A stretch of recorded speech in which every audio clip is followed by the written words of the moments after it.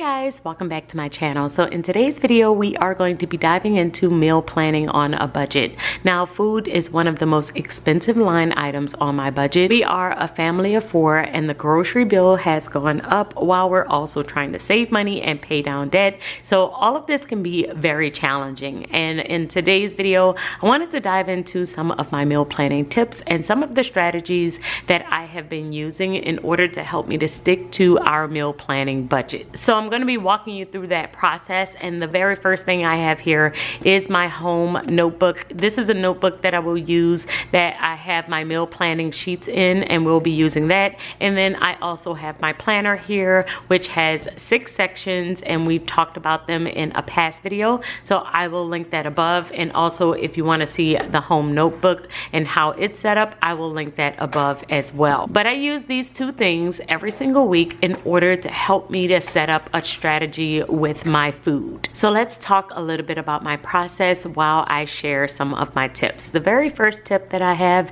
is don't start with a grocery list, start with your grocery budget. So normally when you're doing your monthly budget, you will set a limit or a grocery budget for the week or for a particular payday.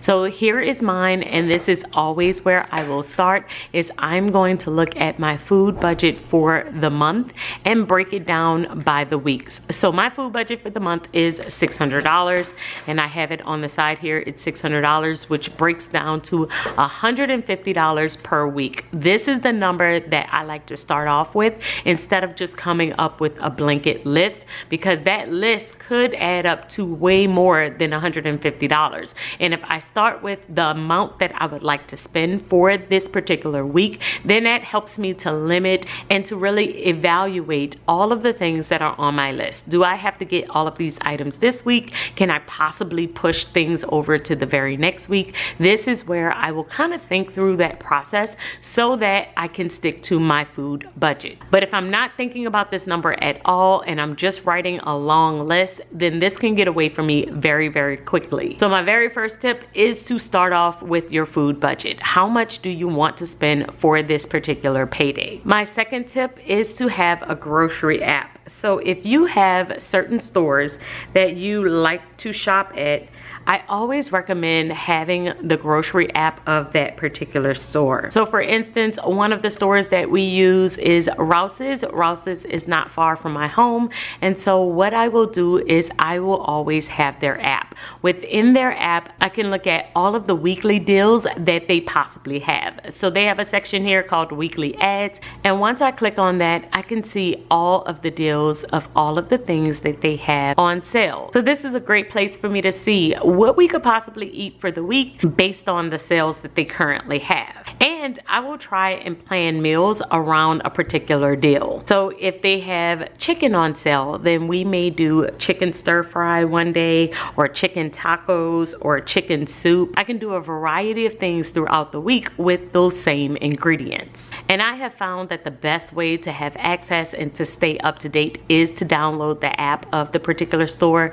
Sometimes I would get the weekly emails, but I might miss the sale if I don't catch that email. But while I am doing my meal planning process and I am setting up for the week, I will quickly glance at all of the things that they currently have on sale, and I will plan our meals around these things. The third thing that I will do, and one of my best tips, is to actually shop using the app. So with most of the stores, you can do curbside or pickup for your groceries. And I absolutely love this feature because I can shop right in the app. I could add everything that is from my list, and then I know for sure that I am not going over my budget. I can even save my last orders. So if I have purchased the same items and I know I'm going to purchase them over and over again every single week, then I can create a list for those things. And so I will do that for my toiletries, where I have a set list and I will just reorder them whenever I need them, and also some family favorites. So if we have favorite snacks that I always get, I will save save those as lists as well.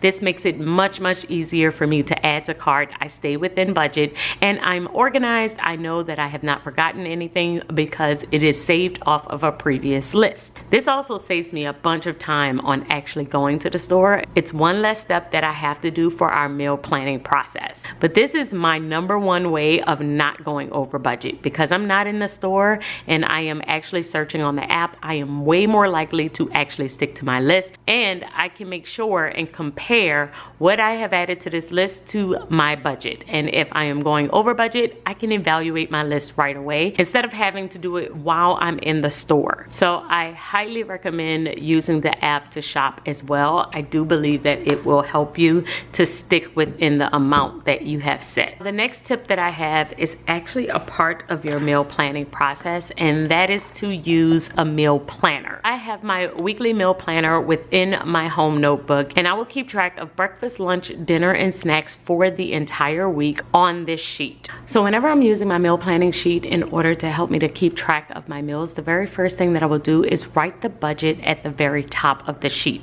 This helps me to see really easily how much money I had for the week. Now this one is pretty much a mock budget, so I'm just really trying to give you an example, but what I like to do is once I add that amount, then I will just kind of jot down the different ideas that we have for the week. So I will write down the ideas that I have for breakfast, and usually it's 2 or 3 options. So it can be eggs, it could be bacon, it could be oatmeal. I will kind of switch it up. It will be a different variety of the same type of food. And then with lunch, I will usually have 3 options for the week. So this particular week, it would be Caesar salad, sandwich and chips, and tuna. So those are the 3 options I have, and then the exact same thing for dinner. And for dinner, I might do chicken and vegetables, jambalaya, spaghetti, tacos, but I'm basically trying to switch it up throughout the week because my family has a variety of things that they like. And so my youngest may really love tacos.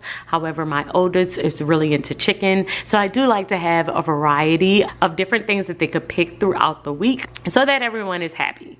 But writing everything out on this sheet really does help me to stay within budget and to know what we're going to eat every day of the week. And the great thing about this sheet as well is you also have your grocery list on the back. So let's say after you plan out your meals, you know you're going to need to get a couple of items based on the menu that you have here.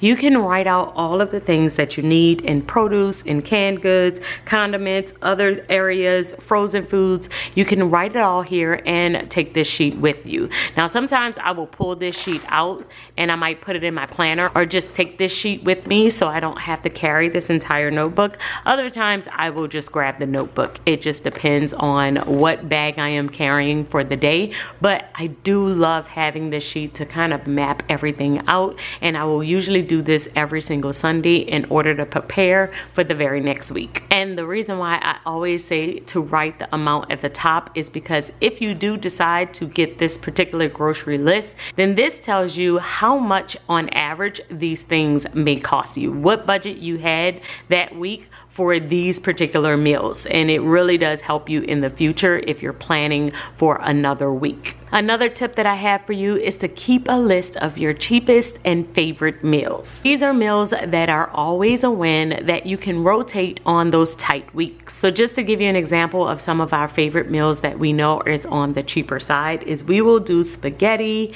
We will also do breakfast for dinner, which is a family favorite around here, and tacos. Those 3 things are always a win and they're on the cheaper side. So it doesn't cost us a lot to make them. So guys, that's it for my meal planning tips. But if you are a member of the Organize You, we have an additional insert that I'm going to send over to you this week that will help you overall with this process. So I will link that for all of my Organize You members. And if you have any additional tips, any meal planning strategies, anything that you use throughout the weeks that really help you stay on top of your meal planning, please leave it in the comments below. I would love to hear from you, and I will see you all in my next video. Until then, keep organizing your life so that you can achieve your dreams. Bye guys.